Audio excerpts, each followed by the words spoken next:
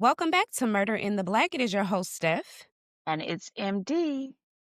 Happy New Year and welcome back, you guys. As we step into season 9, we're doing so with purpose. And this season, we're centering around the missing, the names that don't always make headlines. We want to discuss these cases because they don't always get the exposure that they deserve. And families are still wanting to know answers. And so we'll also continue to explore the deeper layers behind these stories. And season 9 won't be totally dedicated to the missing, but we want to make sure that we give it the platform that it deserves. We'll be exploring stories that involve violence, silence, belief, and systemic failures.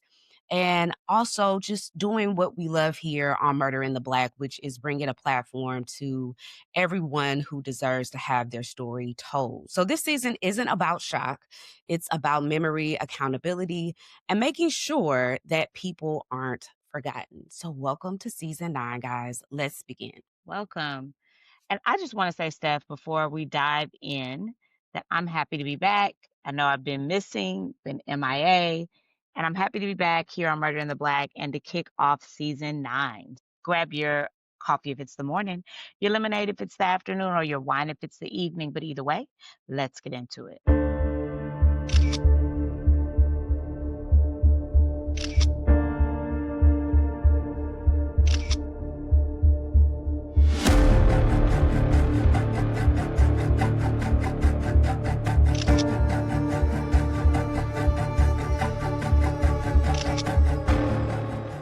After the holidays, there's a stillness that settles over small towns. Christmas lights come down, New Year's resolutions fade, and life returns to routine. And in Clewiston, Florida, that stillness is familiar. This is Glades County on the edge of the Everglades, surrounded by miles of sugarcane fields that define the landscape and the economy. Tractors roll through before sunrise. Generations of families work the land. Everybody knows everybody. Houston proudly calls itself America's sweetest town, but sometimes sweetness is just the surface. Sometimes the quiet isn't peace, and it's the space where something terrible goes unnoticed for just a little too long. Because just days after the Super Bowl in February of 2011, in this small town, close knit, a young woman disappeared. And what happened to her would leave a permanent scar on her family and her community. Today, we're telling the story of Erica Vassel. Before we talk about Erica and how she died, we need to talk about how she lived. Erica Vassel in 2011 was 21 years old. She was the youngest of 9 children, the baby of the family. Her loved ones described her as spoiled in a way that comes from being deeply cherished. She was her mother, Gloria's baby, self described as a mama's girl. Erica stood out not because she tried to, but because she was unapologetically herself. She loved color. She loved expression from her clothes to her hair to her personality. Erica showed up fully as who she was. She had multicolored hair. She had tattoos, including candy canes and other wrapped candies. And this later would become a heartbreaking identifier. She loved sports. She planted flowers. She enjoyed switching up her hairstyles and experimenting with her look. As a teenager, Erica was crowned Miss Brown Sugar at the Brown Sugar Festival, earning a scholarship. She went on later to attend college in Palm Beach, Florida, working toward her future as a nurse. She had plans, she had a direction, she had a future. And she was also what her family described as a free spirit. Really stands out to me about Erica is that she wasn't lost or drifting. She sometimes when people hear free spirit, they assume chaos or instability, but that's not so with Erica. She had goals. She had structure. She had people who loved her and believed in her. That context matters here because it reminds us that this wasn't someone on the margins. This was someone that was very much in the middle of her life. On Super Bowl Sunday, February 6, 2011, Erica left home to attend a party. This wasn't unusual. Erica sometimes stayed with friends or with her brother's girlfriend. So when her mother later went into her room and didn't find her there, she didn't panic immediately. They assumed Erica stayed the night somewhere else. Erica wasn't known to get into trouble. She wasn't the type that would go out and do something erratic. This didn't feel alarming to her family at first. But as Sunday turned into Monday, that sense of calm began to erode. By 4 p.m., Erica's mother became frantic. She began driving around town, checking with her friends, asking questions, just hoping someone had seen her daughter. Unfortunately, no one had. And by the evening of February 8th, 2011, more than 24 hours had passed after Erica was last seen. Gloria Vassel went to the police station and reported her daughter missing. Police carefully documented Erica's description. She was 5'6". She had that multicolored hair that I told you guys about before, and she had distinctive tattoos, the candy canes and the wrapped candy. Detectives began their investigation, but early on, there were just no significant leads that came forward. And like so many missing person cases, there was still hope that they would find some clues in the days moving forward. Hope that Erica would walk back through the door, hope that there was just some type of misunderstanding, hope that she would eventually come home. However, 4 days later, that hope collapsed. A worker driving a tractor through the sugarcane fields noticed something that didn't belong. He believed he had found a body. Now, police arrived on the scene and quickly determined that it was no accident. And one of the things that the detective said, who was a lead investigator in this case, he said that usually in the Everglades, since it was such a small community, it wasn't usual that crime would happen. But as we know, crime can happen anywhere, even in the most unsuspecting places. Now, police arrived on scene and quickly determined that this was not an accident. This was a body dump. The victim appeared to be a young woman, likely late teens to mid 20s.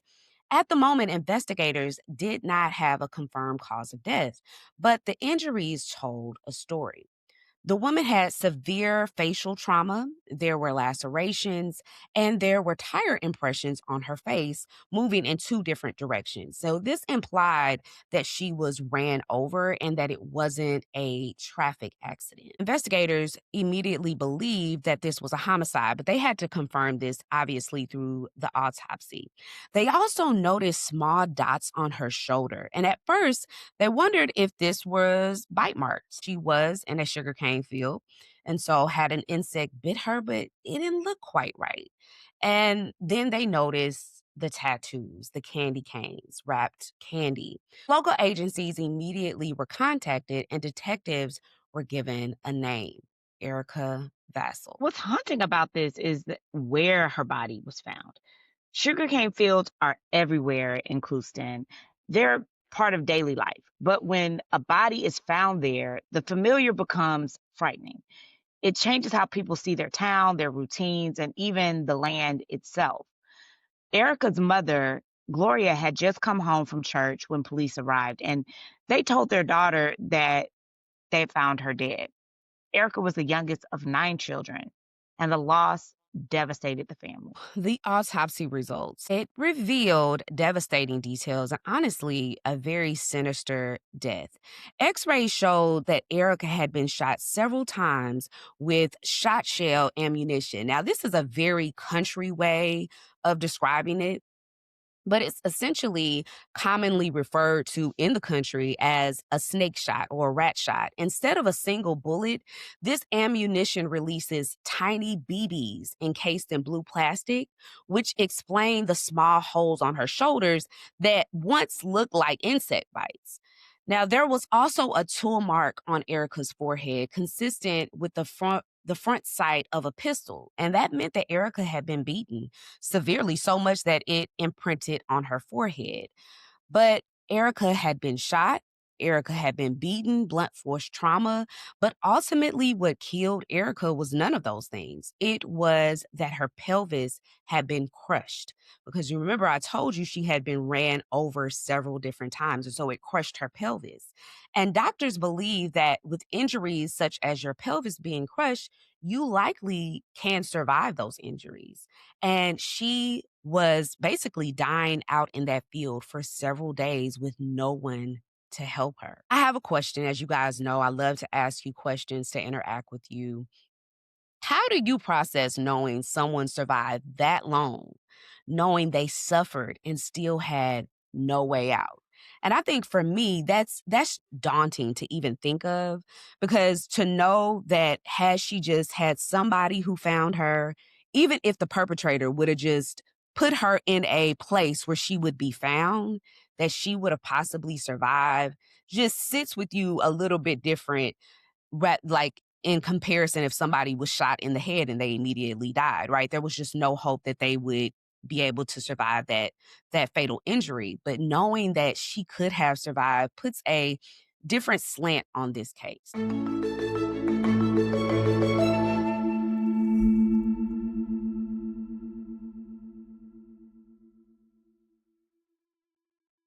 Now, detectives interviewed Erica's sister, Starla, to establish a timeline. Starla encouraged them to speak with Erica's friend, Tashonda, also known as Mookie. So, according to Starla, Erica didn't even want to go to the Super Bowl party. She went at Mookie's encouragement. She was convinced by her friend to attend. We've all been there. Starla watched Erica get dressed and leave. And she mentioned Erica wasn't dating anyone seriously, but she had started seeing someone casually who gave her just an odd feeling, just didn't sit right with her. She didn't know his name. On Sunday evening around 8 p.m., Erica's nephew reported seeing Erica getting out of an SUV near the apartment complex. She was dropped off away from the house. The driver had an all white mask with holes, like I want you to think like a Jason mask hanging from the rearview mirror. And that's something that I think when you see, it's odd enough that you'll remember that kind of detail, right? So, and in addition to that, detail is very chilling. Like, why do you have a mask in daylight hours hanging from your rearview mirror? It's weird. Now, those are the moments that I feel are the loudest in hindsight, right? Like you probably are wondering, well, dang, why didn't I say something? Why didn't I, press that issue? But at the time, they're just fragments, right? Like they're just kind of like, that's odd, that's weird. And we run into those kinds of things every day. And we overlook those little details like that every day until it's too late.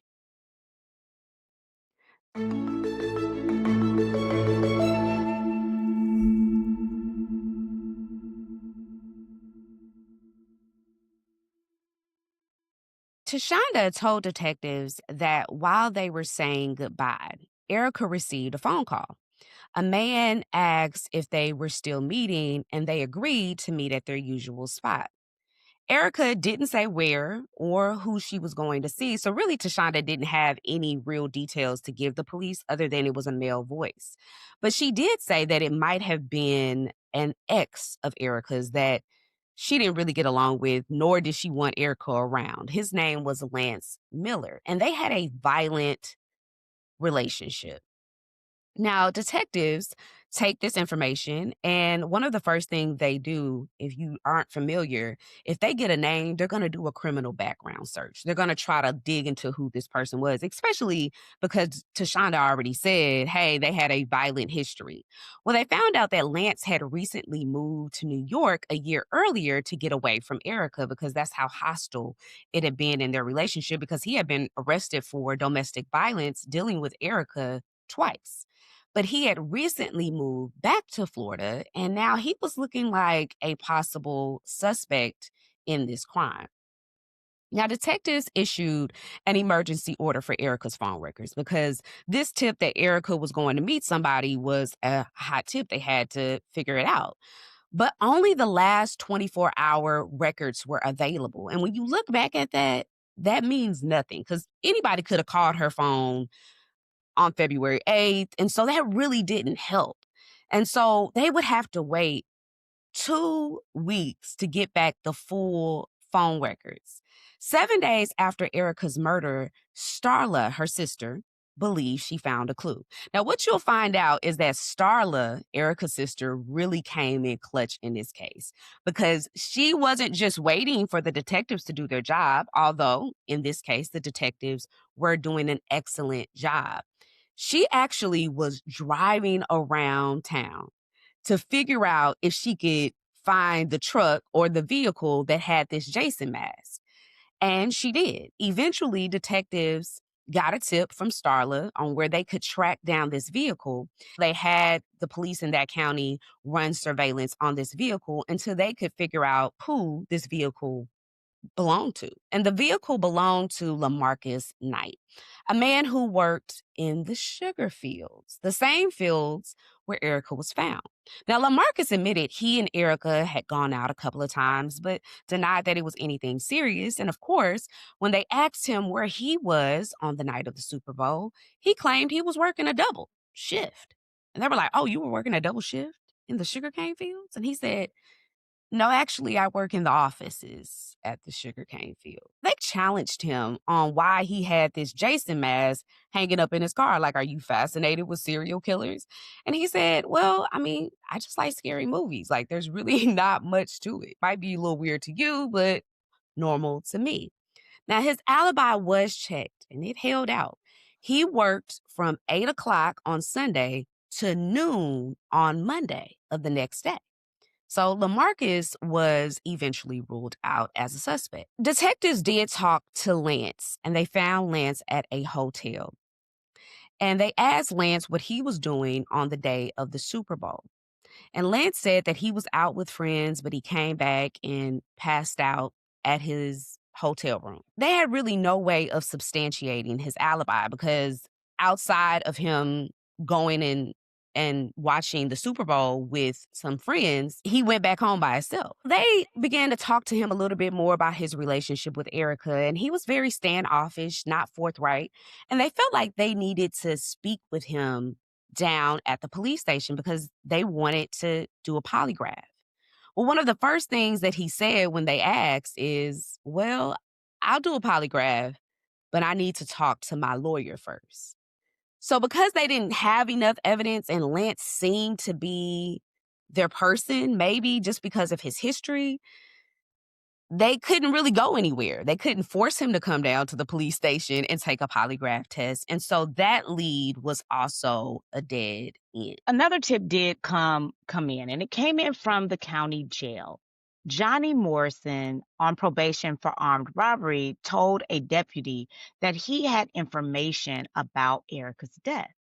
He claimed men named Eric Campbell and Clifton Barnes met Erica at the Super Bowl parties. So, of course, the detectives, they're going to follow this lead. They don't have anything else to really go on. Eric Campbell admitted that, yeah, he did attend the party at Susie B's, going back to Eureka's house. And then he passed out drunk. He denied that he killed Erica. And there really was no evidence to hold him. So, of course, the police have to let him go. Now, Steph explained to you that the police pulled Erica's phone records. And when they finally arrived, the detectives focused on one call. The last call that Erica answered was on February 7th at 1:26 a.m. And it came from a burner phone. The subscriber's name was Young G. That phone was canceled the same day and a new number was issued. So the detectives, they knew, like, we are close, we're closing in. There's got to be some meat to this. And they continue to track it down. By March 3rd, 2011, investigators were still tracking down leads. Somewhere between 20 and 30 different tips and storylines were circulating throughout the community. The rumors were starting to morph into theories about how and why she was killed. Now, one rumor in particular involved a woman named Jasmine Brown. There were rumors that Jasmine Brown, actually her boyfriend, killed Erica. Now, this was enough for investigators to follow up. And so I kind of want to stop here and talk about rumors. Now, when we talk about rumors as lay people, right, in the, just living our everyday lives, we normally think that this is something they just talking, it's nothing, you can't substantiate that. But for detectives, they took everything seriously and they're supposed to, right? A rumor that's just floating in the community is something that detectives have to fully vet, right? So this is what happened with Jasmine Brown. They go to Jasmine's apartment. They say, hey, we need to talk to you about Erica and your relationship with her. Now, she mentions right off top, she says, Erica and I, we did have somewhat of a hostile relationship. We would get into arguments. And they said, well, what about? She said about men and who we were talking to and what guy we were talking to. Was it the same person? She said, but I would never do anything to Erica. So they asked who was her boyfriend. And she says, oh, his name is Reggie G. And they said, well, does he go by Young G? Is that his nickname? She says, no, like, not that I've known. And as she's talking to them inside of her apartment, she's painting a room. So, of course, detectives are like, well, we've been hearing rumors that this room that she was painting was the room that her and Reggie G held Erica captive in. Could she be painting to cover evidence? Now, they don't immediately say that, right? They have a very nice way of doing it. They ask her, can we look around your house? And she says, sure. Well, as they're looking, there's no sign of foul play. There's no sign of blood splatter. And just to play devil's advocate, they could have cleaned that up, right?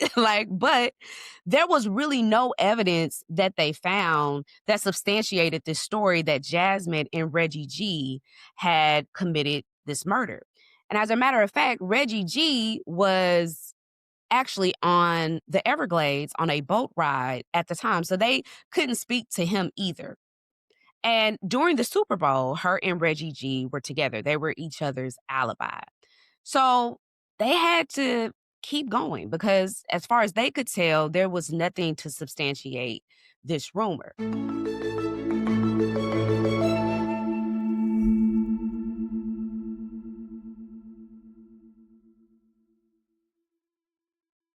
Detectives are really starting in at square zero, although they have a lot of tips coming in and they've fully vetted Lance, they fully vetted LaMarcus, and now Jasmine and her boyfriend. We have to go back to the phone records that MD talked about.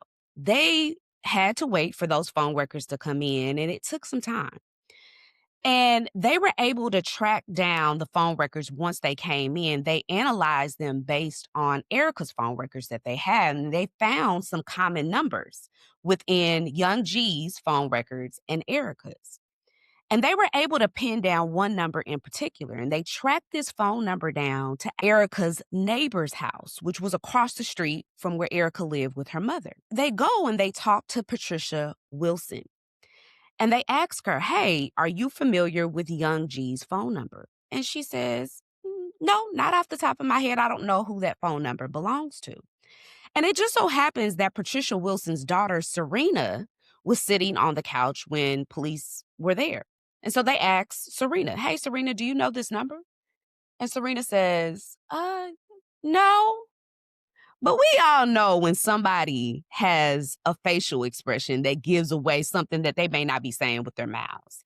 And so the lead detective said to his partner, I really think she knows something here.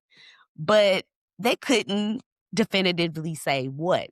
And I want to say in this case, that's what kept happening. They kept getting these really good leads, but ultimately it would lead them down a rabbit hole that would come up with nothing. But on March 12th of 2011, detectives received a phone call from Theophilus Brooks. Now, his mother was Patricia Wilson. And he said, I talked to my mom and she said that you were looking for my old phone number. And so they said, yeah, we actually were. And they had him agree to come down to the police station. They were able to pinpoint that the burner phone that belonged to Young G, that we now know as Theophilus Brooks, pinged on a cell phone tower near the sugarcane fields. So they needed Theophilus to say, one, that that was his phone, confirm that it was his old phone number, which he did on the phone, but they needed to have him do that in the formal interview and then be able to attach him to Erica. Okay. Now, when he comes down to the police station, he agrees that it is his phone number. He says that Young G was a nickname that his friends would call him. Now, detectives told him that he was free to leave at any time. And I think this is important. MD, do you want to talk about how important it is for detectives to tell you that you can leave and what that may mean during an interview? Right. I think when you come in for questioning, if you're coming in on your own accord, your free will, you're not what we call detained, right? So therefore, you don't have to talk to the police. I mean, even when you're detained, you don't have to talk to them. But the difference between a person that's been detained or arrested and a person that's just voluntarily coming in to talk to the police is that when you're detained, you can't leave. You may not have to talk, but you can't leave. Theophilus, he could have left at any point. He voluntarily came in. They had no right to hold him. They had no right to detain him and or arrest him. And so therefore he was willing to leave. I think also by doing that, it's a tactic that officers oftentimes use to really kind of get your guards down, let you know, hey, it kind of makes you think without saying it, it's the implication of we're not looking at you as a person of interest. We're just kind of talking to you. We just kind of want to get an idea of what you know. Like, we just want you to help us. Like, don't you want to help us without saying those words? Like, you're free to leave. You don't have to be here. You can leave. It really lets their guard down. Yeah, for sure. And I think it was a tactic here that detectives use to their benefit. That put him at ease to come in for that formal interview, right? We just want to see, we want to speak to you, want to talk to you, want to get some of your information, and you can leave. And then it automatically puts any defenses that you do have, they come tumbling down. So one of the first tactics that they used was they put a picture of Erica on the desk. And just through loving true crime and avidly watching it and also doing this podcast, one of the things that perpetrators immediately do when something like that is done is they try to disassociate themselves from it. So if it's a photo, if it's the person that they're speaking about, they might say that girl and never say her name. But in this situation, he kind of like pushed the photo away. Now, he admitted to knowing Erica because he knew Erica his entire life. He grew up right next to Erica. This was his neighbor. And they asked about the nature of their relationship. And he says, we slept together a couple of times, but we didn't date, very casual. And they stayed in that interview room with him for 6 hours interviewing him. Now, detectives basically told him, we know that you're involved. We can put your cell phone here. You might as well just tell us, like, relieve your conscience. EO says that he was at Susie B's, and Susie B's seemed to be some type of sports bar or bar. And that's where Erica, we know for a fact, Erica and Tashonda were there watching the Super Bowl. And he admits that he was there. So he places himself at the same spot. He says after that, he did call Erica. And this is the phone call that Tashonda witnessed. And they agreed to meet at their usual spot, which was the hotel. He said they had sex, and inside he shot her. And he put her in the back seat of his car after shooting her and drove her to the sugarcane fields. He placed her body in front of his car, turned on his headlights, and he saw that she was still breathing because her chest was still going up and down. And when he saw that she was still breathing, he then proceeded to run over her multiple times, breaking her pelvis. Now, Theo claims he killed Erica because he believed that she was putting roots around his house. Now, MD, before I go into the explanation about what roots are, do you know anything about roots? Or I what that don't. means? I don't. I mean, Okay. I think my initial thought is weed, but I have yeah. Yikes. Okay, so let me Weed or like educate you. maybe some magical like like Okay, not because I magical, was but like, girl, you lost me. You well, lost me. I think roots and I don't know, but like so my initial thought was weed, but then my second thought was like witchcraft or like some kind of spell or something like Bet. that. Yeah. Okay, we're tracking now. Now, Okay. there's one part there's one part of this case that we need to slow down and talk about it carefully so there's no misunderstanding.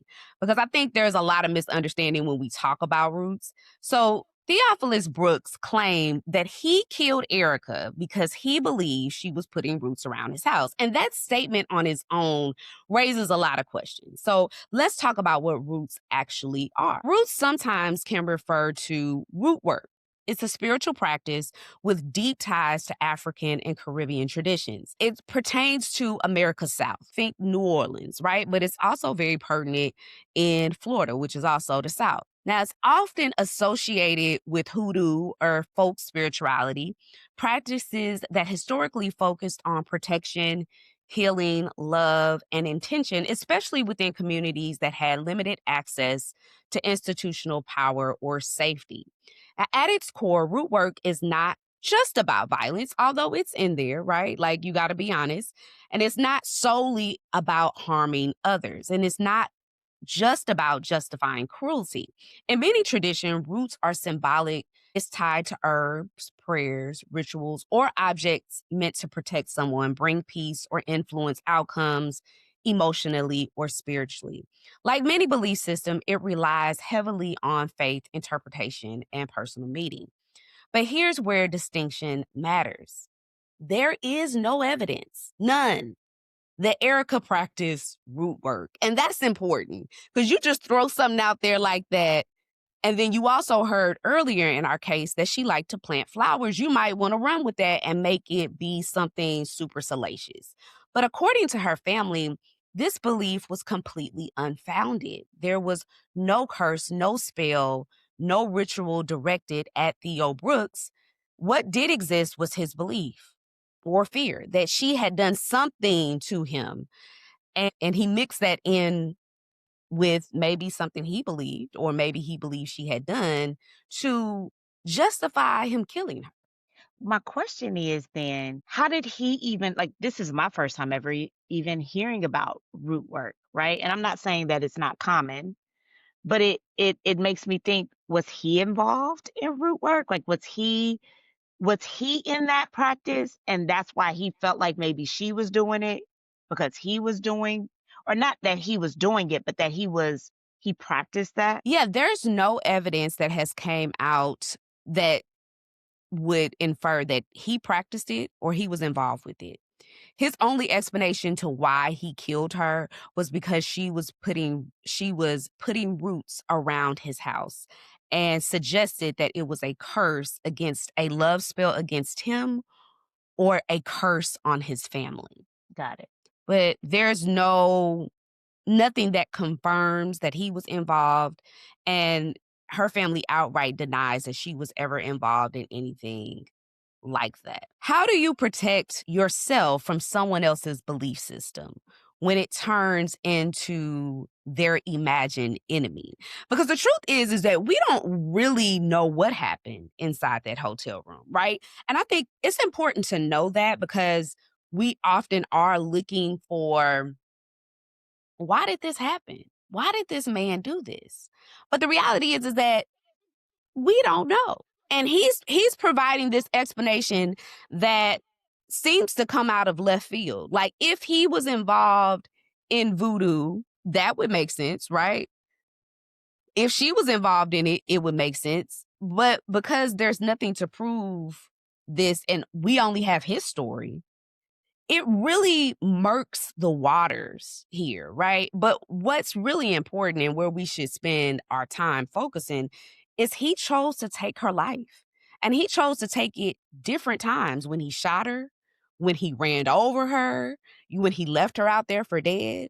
Like there was obviously something going on with Theo that made him snuff out Erica's life. That is beyond crazy and stuff. And I think it's hard to come up with an answer. And I'm interested to hear what the audience is because I struggle to come up with how do you protect yourself from somebody else's belief system. And in a world where your truth and my truth can coexist, quote unquote, it's really hard, right? Like, there's your truth and there's my truth, and apparently we both can have truth, even if they're not the same. Theo Brooks was arrested, and in November 2014, he did plead guilty to murder and was sentenced to 45 years in prison. The family was stunned because, they just never saw this guy as being a guy that could commit murder. I mean, they knew him most of their lives. They respected him, and they never suspected that he would be the one to take Erica's life.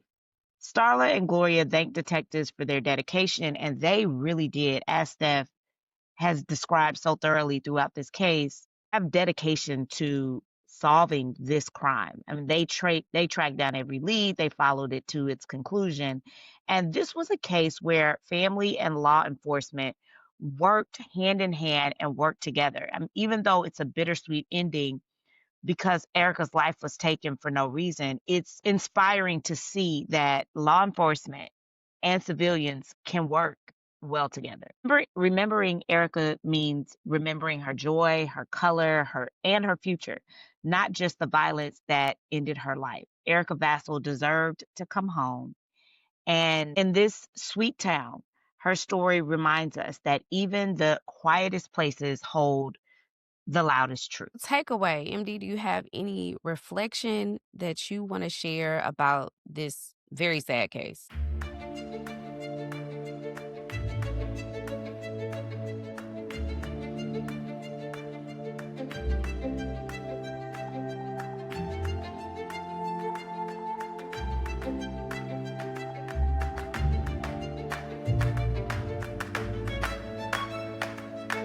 I think my only reflection, Steph, because I think I'm struggling to answer the question that you presented, is how do you protect yourself from someone's belief system? And I really, I feel like I'm going to go home and process that all day today.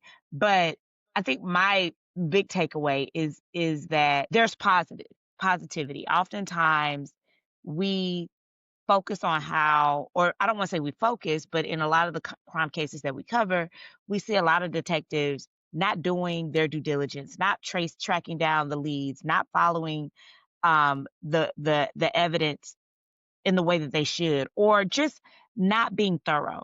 And so to see a case where detectives really are, and they really partnered with Erica's family, it's a it's nice to be able to walk away with that positivity, even in spite of what was so tragic. And you hate to see a case like this where, you know, she probably could have survived, right? Like if she was found, if he didn't run her over.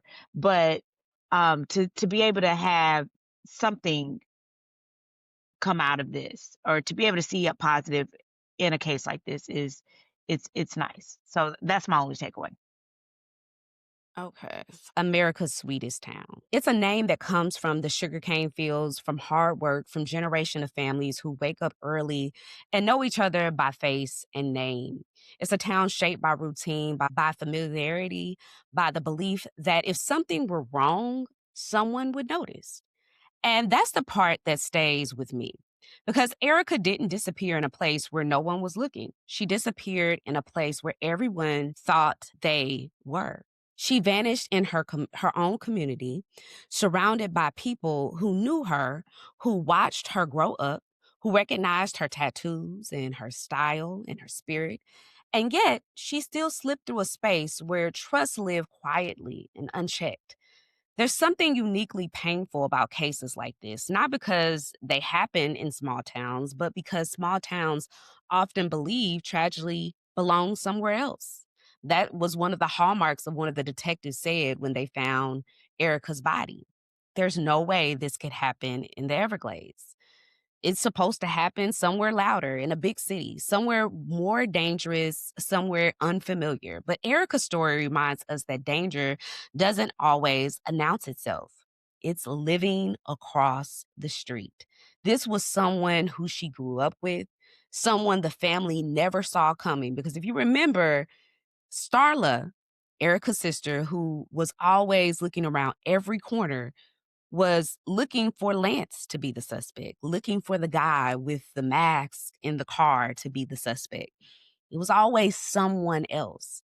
But evil always lurks. And I say it often here. It is often the people that we know who are responsible for the evil that goes on in our community. And so we have to remember that regardless of why Theo decided to take Erica's life, he was a trusted individual by her family. And that just reminds us to stay safe, to check our surroundings, where we're vulnerable, and try to do the best that we can to protect ourselves. Because very much like that question that I asked you at the end that MD said she needed to sit with, sometimes you can't protect yourself from other people's beliefs. But sometimes we can protect ourselves from the red flags that we see and just making a different decision. Maybe that guttural instinct that we often talk about here will be the very thing that protects us. So let us know what you think about this episode. If you like what you are hearing on Murder in the Black, we encourage you to subscribe to our YouTube channel. Make sure you give us a thumbs up so that we stay in your algorithm. And visit us next week as we'll be back with more stories that deserve to be told. Until next time, this is Murder in the Black.